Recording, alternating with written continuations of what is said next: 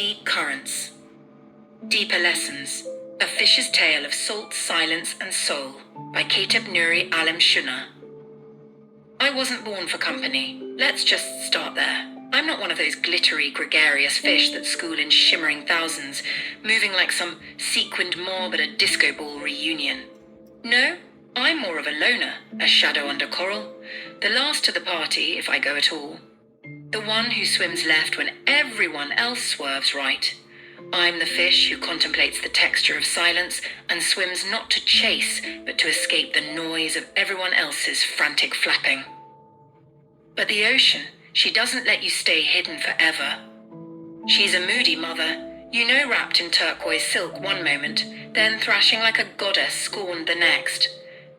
Her breath is the current, her mood's the tide, and her thoughts crash constantly against the shore.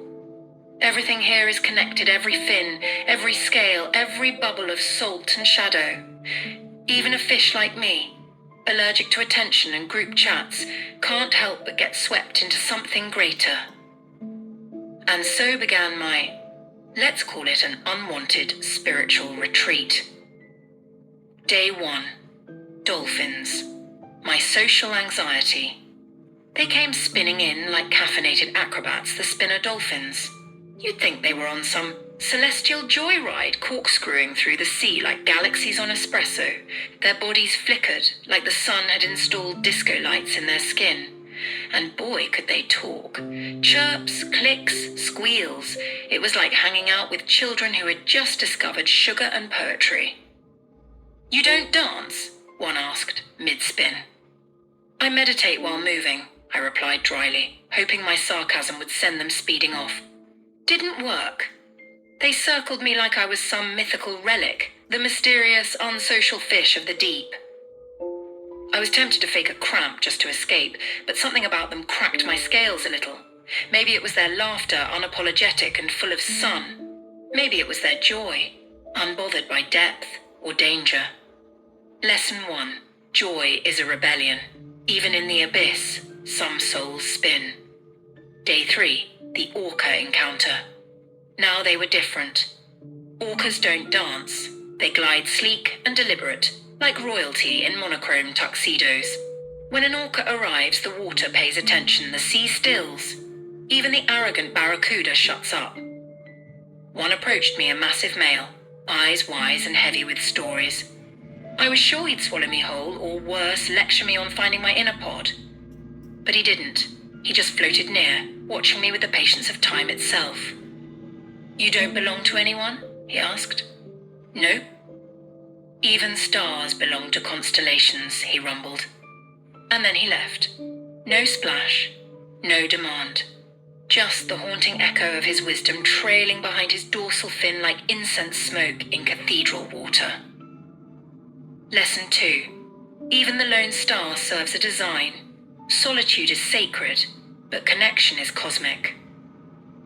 Day 5. Folklore, beneath the fins. They say there's a crab the size of a house who plays dominoes with whale bones and sings songs in a language older than the moon. They say jellyfish carry the memories of fallen stars in their gelatinous bells. And somewhere deep below where light has forgotten to reach, there lives an eel who guards a pearl that holds the original sound of creation, the first vibration, the sacred hum. I laughed at it once, years ago. But now I wonder. Every strange current feels like a whisper.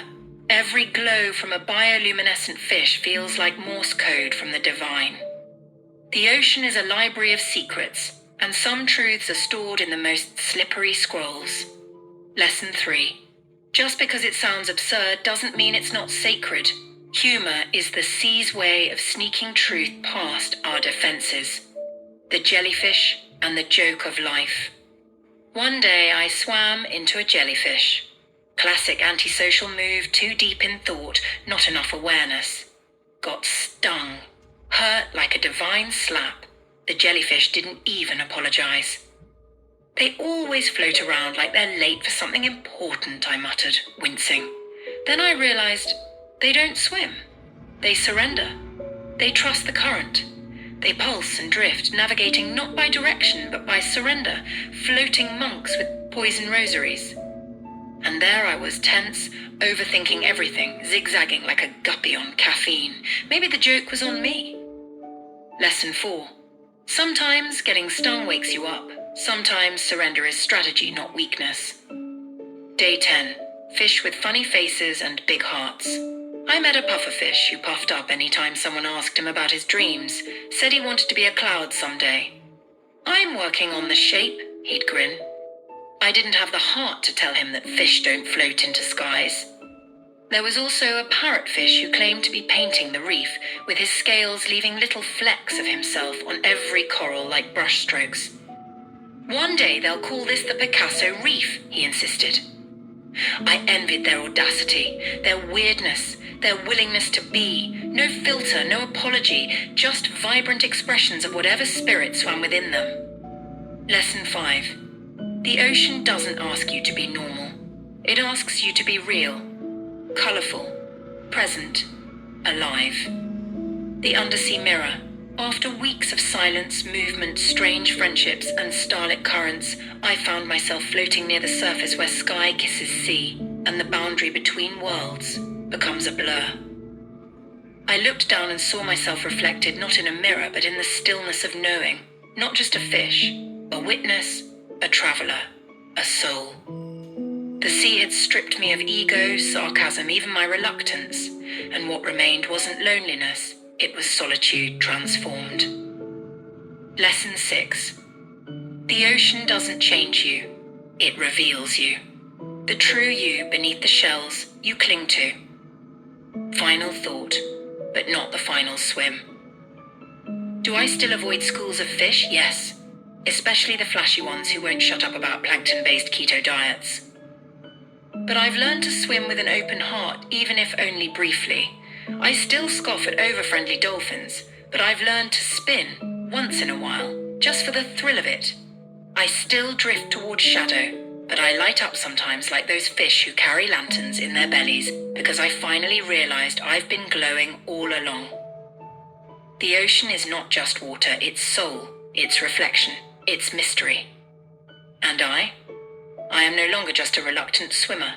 I am a listener of waves, a believer in floating wisdom, a keeper of salty secrets. And the next time someone asks me why I don't belong to a school, I'll answer, wow, I belong to the sea.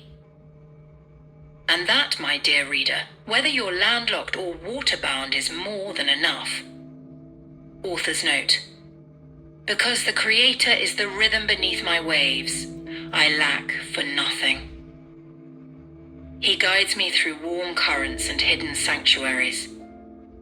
He lets me drift in the cradle of coral gardens and rests my spirit beside still waters where moonlight sings. He renews my weary fins and centers my wandering soul. He teaches me to move in ways that reflect His grace, not always fast, not always loud, but always in alignment with the deep purpose I carry. That's why I'm steady. That's why I don't drown in life's chaos. That's why I am anchored even while I roam, safe in the eternal arms of the one who designed the ocean and me. Kateb Nuri Alam Shuna. He renews my weary fins and centers my wandering soul. He teaches